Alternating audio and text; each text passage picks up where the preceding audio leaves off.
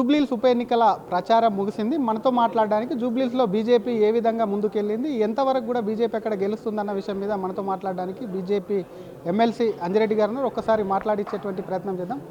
Sir, దాదాపుగా ఒక 20-25 రోజులు బీజేపీ ఊరెత్తిచ్చింది, ప్రచారం అయితే ముగిసింది.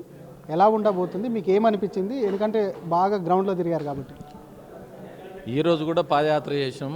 ఏదైతే శ్రీనగర్ డివిజన్లో అయినా తర్వాత అన్ని డివిజన్లో పాదయాత్ర బ్రహ్మాండంగా చేయడం జరిగింది. అదేవిధంగా పెద్ద ఎత్తున కిషన్ రెడ్డి గారైనా బండి సంజయ్ గారైనా పెద్ద ఎత్తున వాలంటరీగా ప్రతి ఒక్కరు యువకులు ఆడపడుచులు అందరూ జైన్ కావడం చాలా సంతోషం. ఎందుకంటే హిందువులు ఏకతాటికి వచ్చేసి 80% మేము గెలిపిస్తామనే ఉద్దేశంలో వాళ్ళందరూ వచ్చి మేము ఎంత సంతోషంగా వచ్చారంటే అంత సంతోషంగా వచ్చారు. అదే మాకు కొండంత బలం, గెలిపిస్తారని బాగున్నది. ఎందుకంటే గతంలో వీరు ఏదైతే కాంగ్రెస్ వాళ్ళు మేము కాంగ్రెస్ అయితే ముస్లిం అంటే కాంగ్రెస్ దాంతో ప్రతి ఒక్క హిందువులంతా ఏకతాటిగా 3,25,000 మంది ఎవరైతే ఉన్నారో మా ముంగట వాళ్ళేం గెలిచేదనే రకంగా చాలామంది రావడం జరిగింది. అదేవిధంగా గుడిగుల ఒట్టకంలో కూడా చాలామంది నిరాశలై అదొకటి. ఇంకొకటి ఏంటంటే ఆ ఇండ్ల మధ్యలో కబ్రస్థాన్ కట్టుకోం, ఆ కబ్రస్థాన్లో జాగా అలాట్మెంట్ చేసుకోం, చాలా మంది ఫెడప్ కావడం జరిగింది. అంటే హిందూ ఓట్లని నమ్ముకున్నారు, ఎందుకంటే వాళ్ళేమో ముస్లిం, మీరు హిందూ ఓట్లే అంటున్నారు. అంటే మిగతా న్యూట్రల్ ఓటర్స్ ఎవరు అవసరం లేదంటారా పార్టీకి?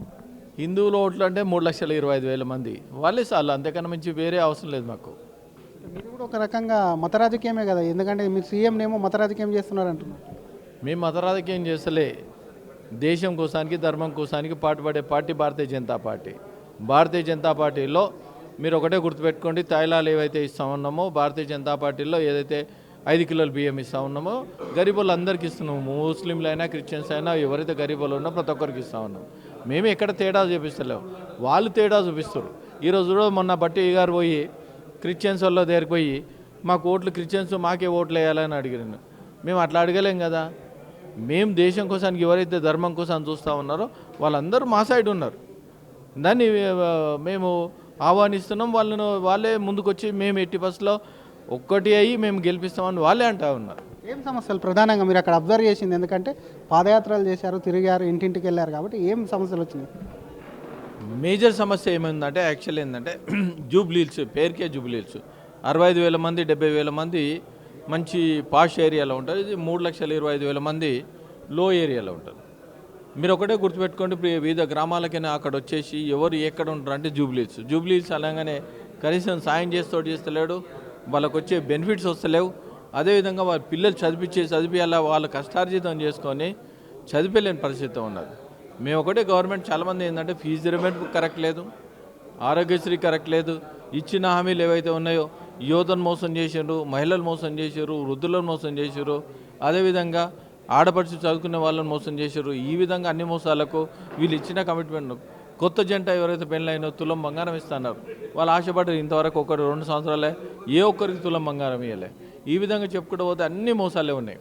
ఇచ్చిన గ్యారెంటీలో ఒకటి ఏంటంటే ఆ ఫ్రీ బస్ ఒకటి ఇచ్చేసి మేము అన్నీ చేసామని చెప్తా ఉన్నారు. దానికోసానికి ఏంటంటే వీళ్ళిద్దరికి బుద్ధి చెప్పాలి, అవినీతి పార్టీలకు బుద్ధి చెప్పాలనే ఉద్దేశంతోనే భారతీయ జనతా పార్టీ వైపు తిరిగారు.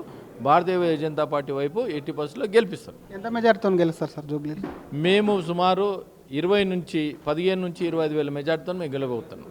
Thank you sir. అసలు జూబ్లీహిల్స్కి సంబంధించి జూబ్లీహిల్స్లో కాషాయ జెండా ఎగరడం ఖాయం. ఎందుకంటే దాదాపుగా ప్రజలందరూ, ఎందుకంటే వాళ్ళు మత రాజకీయాలు చేస్తుంటే హిందూ ఓటాలే కాకుండా మిగతా ఓట్లన్నీ కూడా పోలరైజ్ అయ్యి దాదాపుగా 20-25,000 మెజార్టీతో గెలుస్తామని చెప్పి బీజేపీ ఎమ్మెల్సీ అంజిరెడ్డి ధీమా వ్యక్తం చేస్తున్నారు. కెమెరామెన్ గజప్తో శ్రీధర్, RTV హైదరాబాద్. చరిత్ర సృష్టించినోడు ఇప్పుడు ఆ చరిత్రని తిరగరాయబోతున్నాడు. అబద్ధాల గోడల్ని బద్దలు కొట్టి నిజాలను రాగా మీ ముందుంచబోతున్నాడు. నిజమైన వార్తల కోసం వెంటనే డౌన్లోడ్ చేసుకోండి రా యాప్ని.